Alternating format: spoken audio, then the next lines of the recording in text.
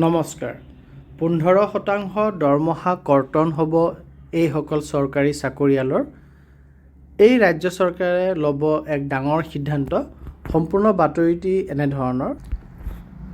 পিতৃ মাতৃক অৱহেলা কৰা চৰকাৰী কৰ্মচাৰীৰ বাবে গুৰুত্বপূৰ্ণ খবৰ। দেশৰ এখন চৰকাৰে ল'বলৈ ওলাইছে কঠোৰ সিদ্ধান্ত। তেলেংগানাৰ মুখ্যমন্ত্ৰী ৰেৱান্ত ৰেড্ডীয়ে সোমবাৰে কৰে এক গুৰুত্বপূৰ্ণ ঘোষণা। মুখ্যমন্ত্ৰীগৰাকীয়ে কয় যে চৰকাৰে নতুন আইন আনিবলৈ সাজু হৈছে।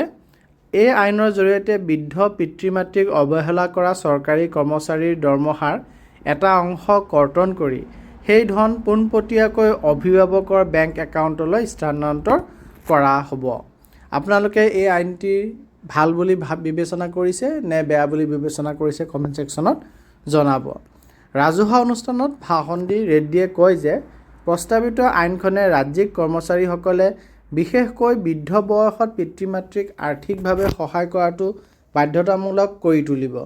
মুখ্যমন্ত্ৰীয়ে কয়, আমি বিধানসভাত নতুন বিধেয়ক উত্থাপন কৰিছোঁ। যদি কোনো ৰাজ্য চৰকাৰৰ কৰ্মচাৰীয়ে পিতৃ মাতৃৰ মংগলৰ প্ৰতি অৱহেলা কৰা দেখা যায়, তেন্তে চৰকাৰে তেওঁলোকৰ দৰমহাৰ পৰা 10ৰ পৰা 15% কৰ্তন কৰি পোনপটীয়াকৈ পিতৃ মাতৃৰ একাউণ্টত জমা দিব। মুখ্যমন্ত্ৰীগৰাকীয়ে লগতে কয় যে শীঘ্ৰে খচৰা বিধেয়কখন প্ৰস্তুত কৰি বিধানসভাৰ আগন্তুক বাজেট অধিৱেশনত উত্থাপন কৰা হ'ব।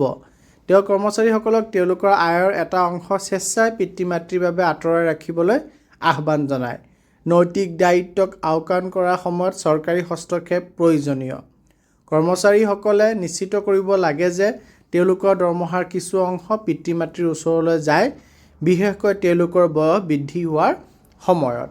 গতিকে এই আইনটি নিশ্চয় কৰ্মচাৰী বা আমাৰ যি পিতৃ মাতৃ আছে বয়সস্থ তেওঁলোকৰ কাৰণে ভাল আইন হ'বলৈ গৈ আছে।